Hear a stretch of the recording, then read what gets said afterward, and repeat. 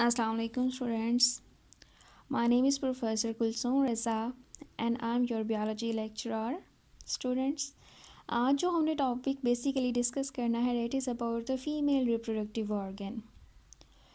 So students, female reproductive organ basically ये present होता है with in the female body unlike the male reproductive organ जो कि outside the body present होता था. अब हमें पता है कि जो मेल एंड फीमेल हैं इनके अंदर special type of gonads present होते हैं और हमने लास्ट चैप्टर में पढ़ा था गोनेट्स 2 टाइप्स के होते हैं. मेल के अंदर जो है वो हमने अलग पढ़ा था और फीमेल्स के अंदर अलग पढ़ा था. फीमेल के अंदर जो गोनेट प्रोड्यूस्ड होता है डेट इज़ द ओवरीज. अब ओवरीज बेसिकली ये दो प्रेजेंट होती हैं. इस वजह से हम क्या कहते हैं कि पेयर ऑफ ओवरीज प्रेजेंट हैं विद इन द एब्डोमेन. और इनका काम बेसिकली क्या होता है? इनका काम होता है एग की प्रोडक्शन करवाना. इसके अलावा कुछ special type of hormones produce करवाना जैसे एस्ट्रोजन है, प्रोजेस्टेरोन है, एट्सेट्रा. सो स्टूडेंट्स, जहाँ पे आप लोग देख सकते हैं कि ये दो ओवरीज जो हैं वो एक लेफ़्ट साइड पर एक राइट साइड पर प्रेजेंट हैं. इनको हम क्या कहेंगे? ये ओवरीज हैं. और pair of ovaries basically female reproductive organ के अंदर प्रेजेंट होती हैं. अब जैसे कि मैंने आपको बताया कि इनका काम क्या है एग प्रोडक्शन के अंदर. पहले हम देखते हैं कि ओवरीज के अंदर एग बनता कैसे है, फिर नेक्स्ट स्टेप की तरफ चलते हैं. स्टूडेंट्स, एग की प्रोडक्शन को हम एक और नाम भी देते हैं ओजेनेसिस का. मेल रिप्रोडक्टिव सिस्टम के अंदर हमने स्पर्मेटोजेनेसिस पढ़ा है, फीमेल के अंदर हम ओजेनेसिस पढ़ेंगे. इसकी फॉलोइंग स्टेजेस हैं, जैसे मेल के अंदर थी इसी तरह फीमेल्स के अंदर भी होती हैं. सबसे पहले क्या होगा कि जर्म सेल्स प्रोड्यूस्ड होंगे. सिमिलरली माइटोटिकली ये डिवाइड करेंगे. हमारे पास ओगोनिया प्रोड्यूस्ड होगा. माइटोसिस के ज़रिए ये डिवाइड करते हैं. 2n कॉपीज़ प्रोड्यूस्ड होती हैं. और जो आगे इनसे फर्दर जो है वो रिपीटेड डिविजन्स होती रहती हैं वो भी सेम आइडेंटिकल सिमिलर कॉपीज़ होती हैं, यानी सेम जेनेटिक इन्फॉर्मेशन होती है. ये जर्म सेल्स अपने साइज़ के अंदर ओगोनिया बेसिकली इंक्रीज़ करते हैं, डिफ्रेंशिएट करते हैं और हमें अल्टीमेटली क्या प्रोवाइड करते हैं? प्राइमरी ओसाइट्स यानी 2n प्रोड्यूस्ड होता है. अब ये जो 2n है बेसिकली ये इनक्लोज होता है, यानी इसको सराउंड किया होता है फॉलिकल्स ने. यहाँ पे अगर आपको ये डायग्राम नज़र आ रही है तो इस डायग्राम में बेसिकली हमारे पास एक so called primary oocyte present है, नॉट एग. इसे अभी हम एग नहीं बोल सकते. यहाँ पे ये बेसिकली प्राइमरी ओसाइट है, सो कॉल्ड एग. इसको सराउंड क्या होता है? Special type of follicle sales ने. और इन सेल्स के और एग के दरमियान में एक स्पेशल फ्लूइड प्रेजेंट होता है जिसे हम क्या कहते हैं?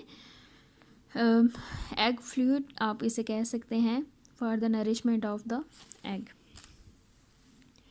जब हमारे पास प्राइमरी ओसाइट बन जाता है, प्राइमरी ओसाइट के बाद ये फर्दर जो है वो जब डिविजन्स होती हैं डिफ्रेंशिएट होता है, इसके अंदर मीओसिस होती है. तो क्या होता है? ये 2n हमारे पास आगे से हाफ n के अंदर कन्वर्ट हो जाता है. अनलाइक द मेल जिसके अंदर हमारे पास क्या हुआ था? ये 2n इस तरह से जो है वो हाफ नंबर ऑफ डिवीजन में कन्वर्ट हो गया था, लेकिन फीमेल्स के अंदर इस तरह से नहीं होता.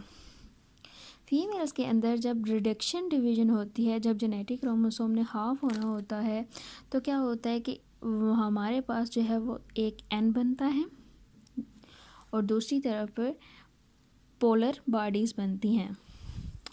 स्टूडेंट्स, जब हमने फर्स्ट स्टेप डिस्कस किया था कि जर्म सेल्स माइटोटिकली डिवाइड होते हैं, लेट से हम कहते हैं कि 2n जो है वो बेसिकली सेल्स प्रोड्यूस्ड हुए थे डिप्लॉयड. जब ये उनके आगे कॉपीज़ बन रही होती हैं तो हम कहते हैं कि ये कॉपी बनी है 2n जो कि सेम आइडेंटिकल है एक दूसरे के. तो टोटल नंबर ऑफ़ क्रोमोसोम हमारे पास कितने प्रोड्यूस्ड हुए? 4n. ये 4n आगे से अगर यहाँ पे हमारे पास जहाँ हम कहते हैं ये 4n है, अगर ये इस तरह से हाफ हाफ डिवाइड हो जाए तो ये 2n इस तरह बनाएगा और ये 2n इस तरह बनाएगा. तो ये तो जेनेटिक इन्फॉर्मेशन दोनों हाफ ऑफ होगी. बट जो एग होता है, egg basically diploid in nature नहीं होता. एग को हैप्लॉइड होना होता है, यानी उसके अंदर जेनेटिक इन्फॉर्मेशन हाफ होती है फ्रॉम द फीमेल साइड. अब इसकी वजह से क्या होगा कि एक साइड पे हमारे पास हेप्लॉइड सेकेंडरी oocyte बनेगा जिसके अंदर हाफ नंबर ऑफ क्रोमोसोम होंगे, तो दूसरी साइड पे जो पोलर बॉडीज़ बनेगी इन 4 में से बाकी 3 पोलर बॉडीज़ के पास क्रोमोसोम्स चले जाएंगे। बेसिकली ये पोलर बॉडीज़ का काम क्या होता है कि इन्होंने आगे जो हमारे पास एग बनता है उसको हेप्लॉइड करना होता है। यहाँ पे आप लोग डायग्राम देख सकते हैं कि ये एग है तो इसके पास 1 नंबर ऑफ क्रोमोसोम है, बाकी जो 3 नंबर ऑफ क्रोमोसोम है वो पोलर बॉडीज़ के पास हैं। अब स्टूडेंट्स यहाँ पे जब मियोसिस 1 के ज़रिए हेप्लॉइड सेकेंडरी oocyte बन गया, फिर क्या होती है, माइटोसिस होती है, यहाँ फिर मियोसिस 2, ये सिमिलर होती है माइटोसिस के। जब मियोसिस 2 होती है स्टार्ट, उसकी पहले स्टेज प्रोफेज 2 भी सेम ऐसे ही होती है, मेटाफेज भी ठीक होती है, लेकिन यहाँ तक आके मेटाफेज 2 तक डिवीज़न जो है वो स्टॉप हो जाती है। क्यों स्टॉप होती है, इसकी रीज़न है, हमने 2 प्रोसेस पढ़े हैं पिछले चैप्टर में कि एक पार्थिनोजेनेसिस था और एक पार्थिनोकार्पी थी, जिसके अंदर एग जो है वो विदाउट स्पर्म विदाउट फर्टिलाइज्ड हुए आगे हमारे पास एक फ्रूटिंग बॉडीज़ बना देता था। लेकिन जब हम फीमेल्स की बात करते हैं या ह्यूमन रिप्रोडक्टिव ऑर्गन की बात करते हैं फीमेल्स के अंदर, तो इसके अंदर अगर एग को बगैर स्पर्म ना मिले तो ये आगे से फुल इंडिविजुअल बना थे, तो ये एथिकली सोशली मॉरली अनएक्सेप्टेबल है। यानी इसका मतलब तो ये हुआ कि जो फीमेल है वो without fertilization without male involvement वो आगे से इंडिविजुअल्स प्रोड्यूस कर रही है, तो ये एथिकली सोशली जो है वो अनएक्सेप्टेबल है। तो यहाँ पे मेटाफेज 2 पे आके डिवीज़न स्टॉप हो जाती है।